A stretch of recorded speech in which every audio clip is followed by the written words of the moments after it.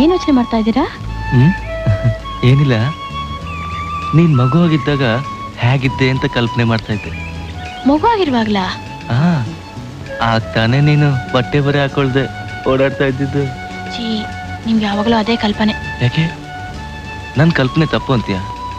ತಪ್ಪು ಅಂತಲ್ಲ, ಪ್ರೇಮಿಗಳ ಬದುಕು ಬಂಗಾರ ಹೋಗೋಕೆ ಬರೀ ಕಲ್ಪನೆ ಕನಸು ಮಾತ್ರ ಸಾಲದು, ಗೊತ್ತಾ? ಕಲ್ಪನೆಗಳು ಕನಸುಗಳಿಲ್ಲ ಅಂದ್ರೆ ಜೀವನದಲ್ಲಿ ಸಿಹಿನೇ ಇರೋದಿಲ್ಲ, ಅದು ಗೊತ್ತಾ? ನಮ್ಮ ಜೀವನ ಪ್ರೇಮ ಎಲ್ಲ ಬರೀ ಮಾತಾಡೋದು, ಓಡಾಡೋದು, ನೋಡೋದು ಇದರಲ್ಲೇ ಮುಗ್ದೋಗ್ಬೇಕಾ? ಅಥವಾ ನಮ್ಮ ಸ್ನೇಹ ಸಂಬಂಧ ಆಗೋದಕ್ಕೆ ದಾರಿ ಮಾಡ್ಕೋಬೇಕಾ? ಬೇಗ ಮದುವೆ ಆಗ್ಬಿಟ್ರೆ ಪ್ರೇಮದ ಜೀವನ ಕಳ್ಕೋಬೇಕಾಗತ್ತಲ್ಲ ಅಂತ ಮುಂದೂಡ್ತಾ ಇದ್ದೀನಿ ಅಷ್ಟೇ. ಮದುವೆ ಆದವ್ರ ಮನಸ್ಸಲ್ಲಿ ಈ ಪ್ರೇಮ ಪ್ರೀತಿ ಇಲ್ಲ ಅಂತೀರಾ? ಪ್ರೇಮ ಪ್ರೀತಿ ಈ ಪ್ರಪಂಚ ಇರೋವರೆಗೂ ಇರುತ್ತೆ, ಆದ್ರೆ ಮದುವೆ ಆದವ್ರನ್ನ ಯಾರು ಪ್ರೇಮಿಗಳು ಅಂತ ಕರೆಯಲ್ವಲ್ಲ. ಓ ಹಾಗ. ನೋಡು, ನನಗೆ ನಿನ್ನ ಮದುವೆ ಆಗ್ಬೇಕು ಅಂತ ಒಂದೇ ಅಲ್ಲ ಆಸೆ. ಈ ಸುಂದರವಾದ ಸ್ಥಳ ಕೊಂಡ್ಕೊಂಡು ಒಂದು ಭವ್ಯವಾದ ಬಂಗ್ಲೆ ಕಟ್ಟಿಸ್ಕೊಂಡು ಹಾಯಾಗಿದ್ಬಿಡ್ಬೇಕು. ಇಲ್ಲಿ ನಮ್ಮಿಬ್ಬರನ್ನ ಬಿಟ್ಟು ಬೇರೆ ಯಾರು ಓಡಾಡದಾಗ ಮಾಡ್ಕೋಬೇಕು ಅಂತ 108 ಆಸೆ.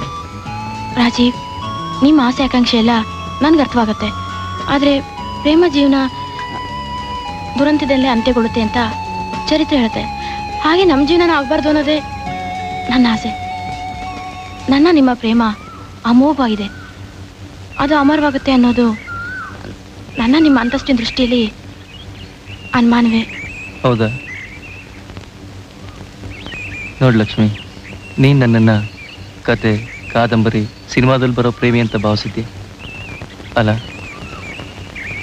ಲಕ್ಷ್ಮಿ ನೋಡು, ನಿನ್ನ ಈ ಜನ್ಮದಲ್ಲೇ ಅಲ್ಲ, ಯಾವ ಜನ್ಮದಲ್ಲೂ ದುರಂತಕ್ಕೆ ಗುರಿಯಾಗೋದಕ್ಕೆ ನಾನ್ ಬಿಡೋದಿಲ್ಲ.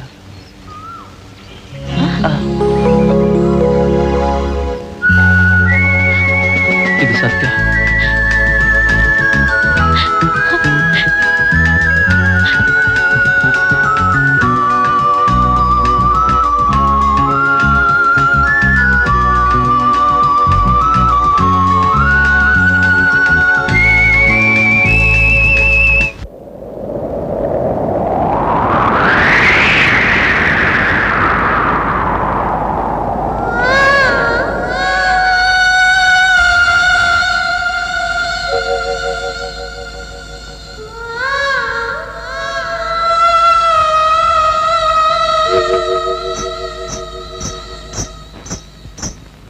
ನೀನೇ ಅವಳ ಕೊಲೆ ಮಾಡಿದ್ದು?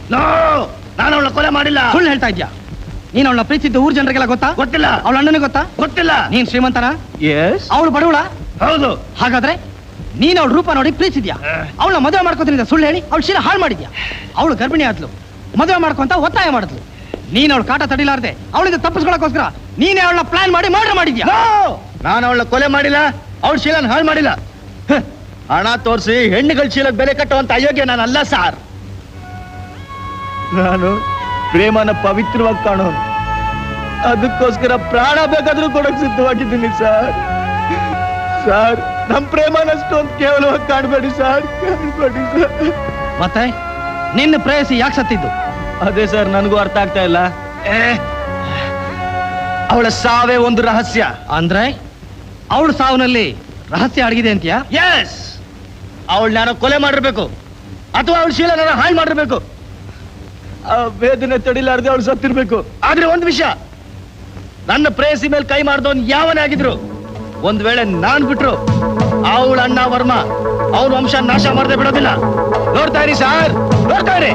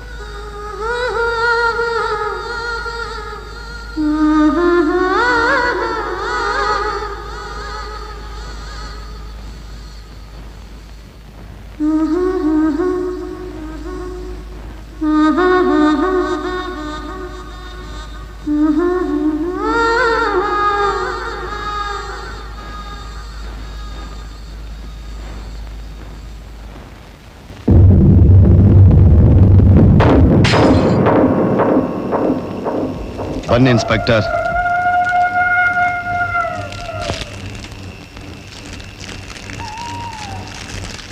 ಯಾರು ನೀನು?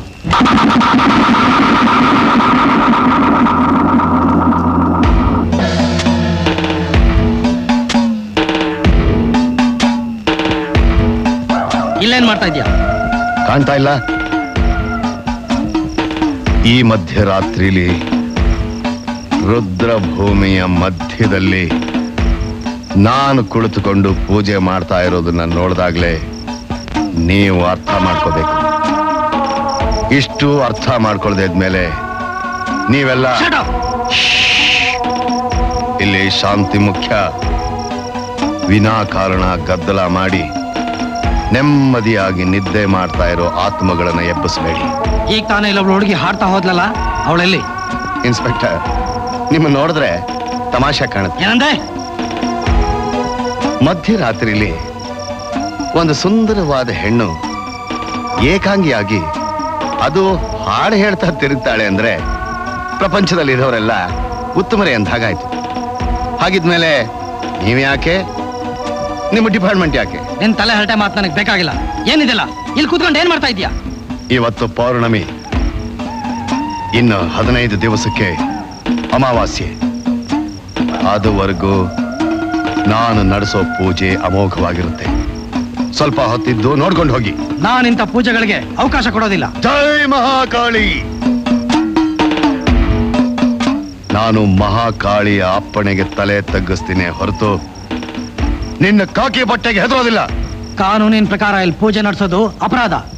ಇನ್ಸ್ಪೆಕ್ಟರ್, ನೀವು ಲಾ ಪುಸ್ತಕದ ರಟ್ಟನ್ನ ಮಾತ್ರ ನೋಡಿದಿರ. ನಾನು ಅದರ ತಳ ಬುಡ ಎಲ್ಲ ಶೋಧಿಸಿದ್ದೀನಿ.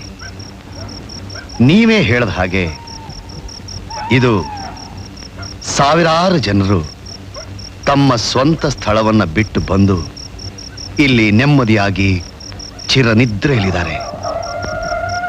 ಇವರ ಆತ್ಮಗಳ ಶಾಂತಿಗೋಸ್ಕರ ನಾನು ನಡೆಸ್ತಾ ಇರೋ ಈ ಪೂಜೆನ ತಡೆಯೋದಕ್ಕೆ ಆ ದೇವರಿಗೂ ಅಧಿಕಾರ ಇಲ್ಲ. ನಾನು ಇದನ್ನ ತಡೆದೇ ತಡಿತೀನಿ.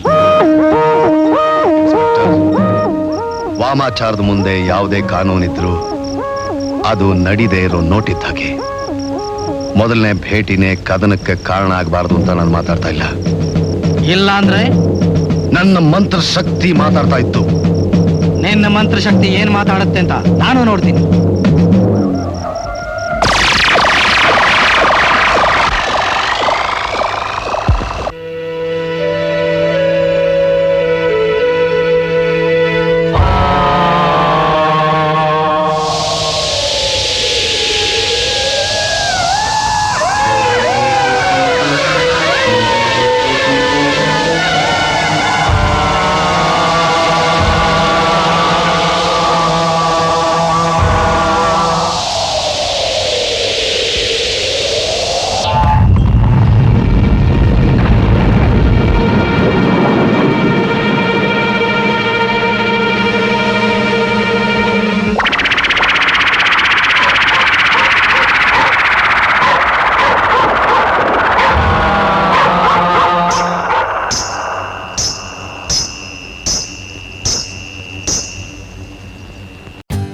For more updates, like, comment, subscribe to our channel.